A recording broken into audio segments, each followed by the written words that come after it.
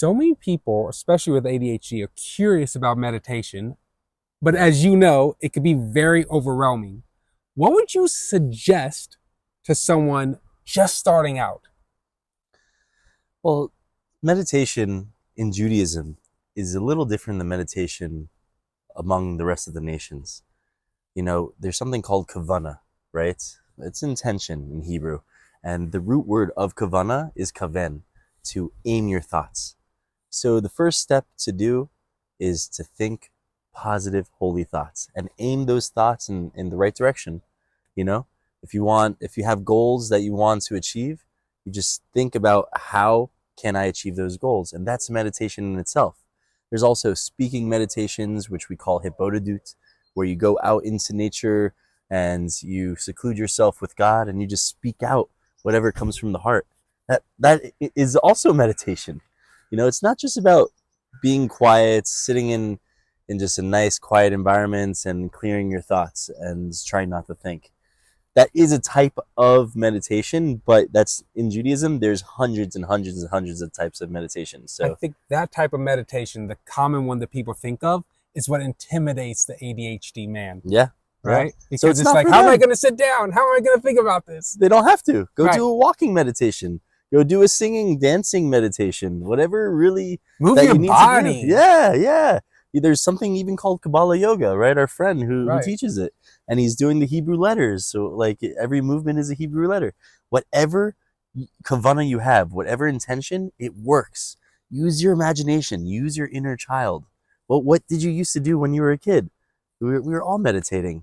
And really just being in the moment is a meditation in itself. Just being present. Mm-hmm.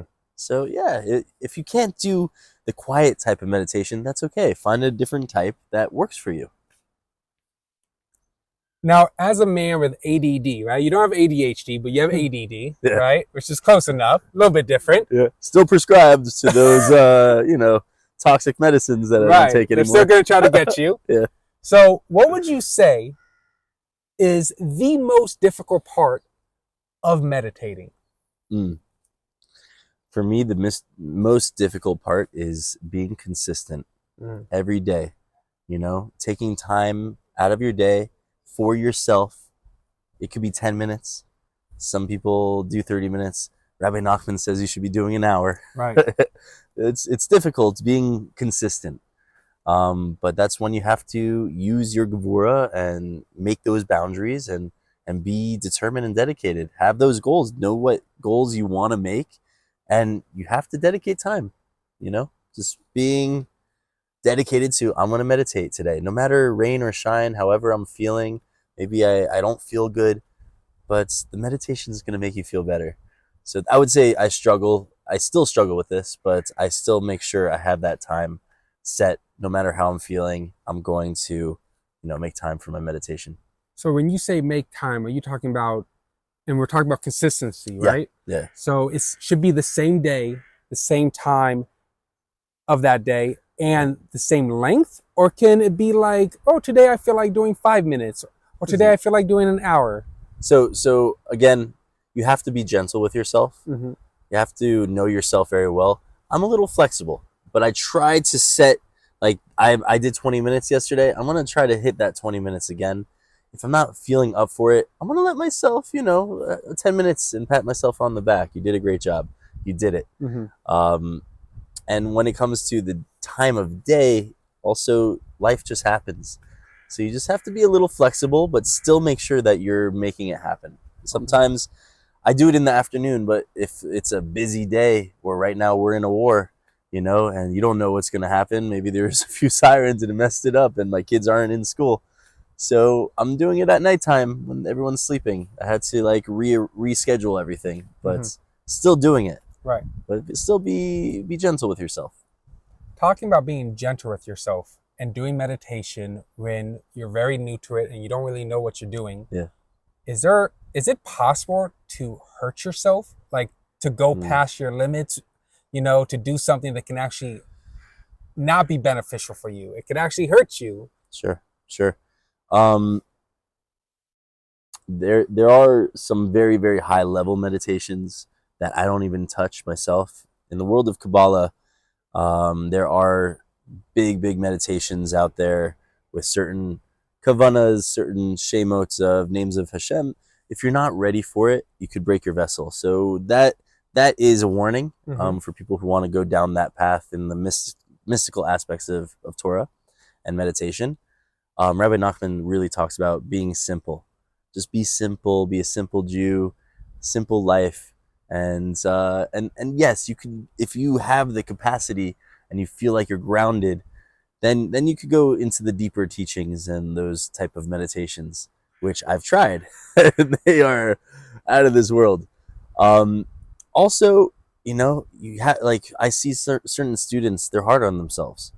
They're like, they meditate every single day, but then something happens, they fall off, and they're just hard on themselves, and that I would say is dangerous as well. Right. Rabbi Nachman says what's worse than the Vera, right? What's worse than the sin is beating yourself up over it, you know? Yep. So you have to be kind to yourself, motivate yourself, encourage yourself, but also understand where you are in that moment. Maybe you need a little more chesed and a little more love from yourself. Don't always be putting yourself down and like trying to like, what are you doing? It's sometimes you need that. There's times when you need that, but most of the time, be really nice to yourself.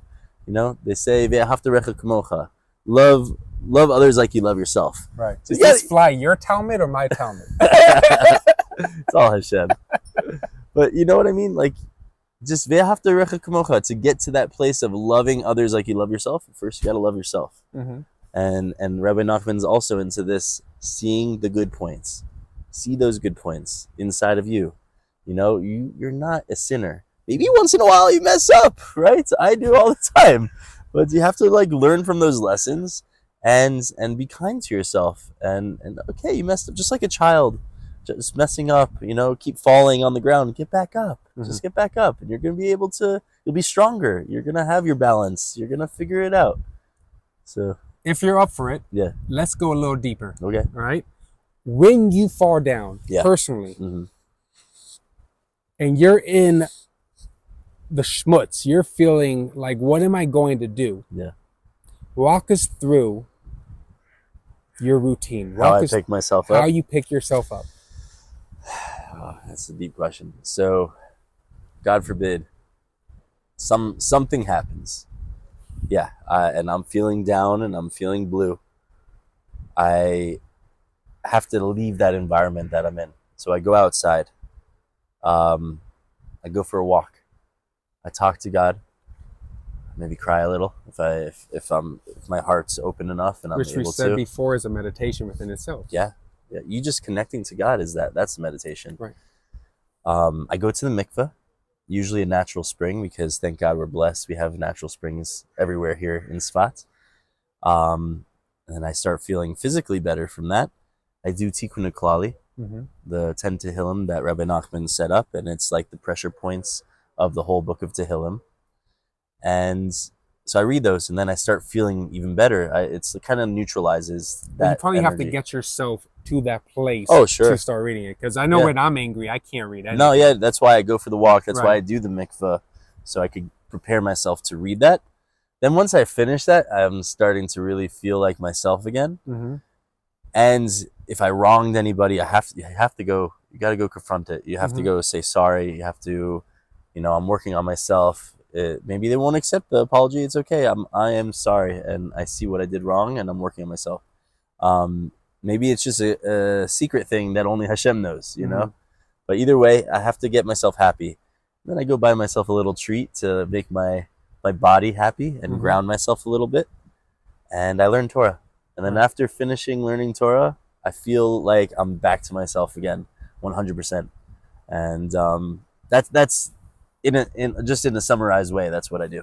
So let's talk about something I think doesn't get, enough attention. How long does it take what you just described, what you do?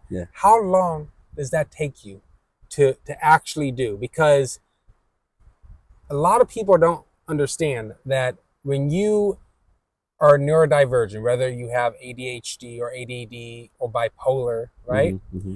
Our brain is just wired differently, right? Which means when we get hurt, it can feel really intense, Yeah. extreme, Yeah, right? definitely. So it doesn't just take 30 minutes, Hmm. you know, at No, least for no. me. I know it doesn't take No, 30 minutes. And I know a lot of people who struggle with ADHD who, it could take an entire day, yeah, and right? that's okay. So, That day was meant for healing. right. So realistically, though, if someone is going to go to the mikvah and talk to Hashem and do all these amazing techniques Hmm. that you just shared with all of us, what can they expect? What should they expect? Should they expect it to be a 30-minute process? Should they expect it to be an hour? Or should they have no expectations and just try to create the time on their day off? Yeah, yeah. You know what I'm saying? Sure. What do you think? I think there shouldn't be any expectations, like you were saying. Mm-hmm. Everyone's different, you know? If someone needs to just jump in, do it real fast, you could do that in 30 minutes, Mm-hmm. you know? Tikkun Klali, it takes long for some people, and some people, they could speed right through it. Right. Don't be pressuring yourself. Just make sure you take the steps and enjoy the journey along the way. Like, I go out into nature, I'm talking to Hashem. It'll take however long it takes. Sometimes it's 5 minutes. Sometimes I can't speak. Right? I'm just asking. Flies back. You know, it's yeah, it really, I don't think you should pressure yourself with the healing process. Everyone's different. And just take those steps. And if you need a little extra help, right? Go have an ice cream. go do something that you really enjoy, that it'll get you out of your funk. Go watch a funny movie. Sometimes I do that when I'm not really feeling good, and I'm from the secular world. Movies, well, I wanted to be in movies, right? I'm a big movie guy. So I would watch something funny. If I'm like, it depends on what level I'm at too. Sometimes like I'm down deep, like I lost my mentor. You know, when he passed away, I went into a little depression just because I missed him, and so I needed a little extra pick me up. You know, and the tools were there. But the problems were still there after you watched the movie. It just distracted you. Yes, but it helped me. That distraction helped me, you know, kind of have a new perspective on it. I'll be in a better state of mind to think about it. And then, you know, I was thinking of all the good times that we had together. While you were watching the movie? After watching it, or maybe I watched something that reminds me of him. Maybe we talked about it once. Every connection is different with every person, right? But you felt more relaxed after the movie. Yeah.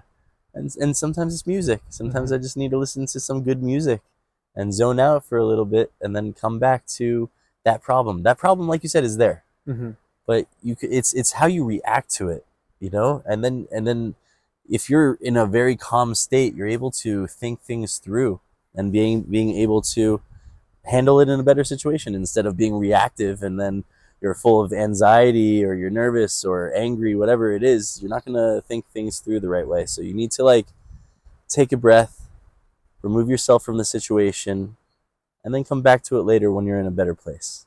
Okay. I guess the last question, Yehschel, is, especially if the people are watching this are in Israel, we're in a time of war, right? Yeah. And there's a lot of anxiety. Yeah. And meditation has been known to help a person relax, help a person center. Sure, for sure. But sometimes a person can't get themselves to help themselves. You know what I'm talking about? Like, they're just so stuck. Yeah. If that person was watching right now, and I hope they are, what would you tell that person? I'm talking about you. You right there. Behind. Yeah, right there. If they're stuck, you're asking if they're stuck, what do they do? If they're stuck while they're watching this video, right now, you're watching it, they're stuck and they're trying to figure out, how do I get out of this?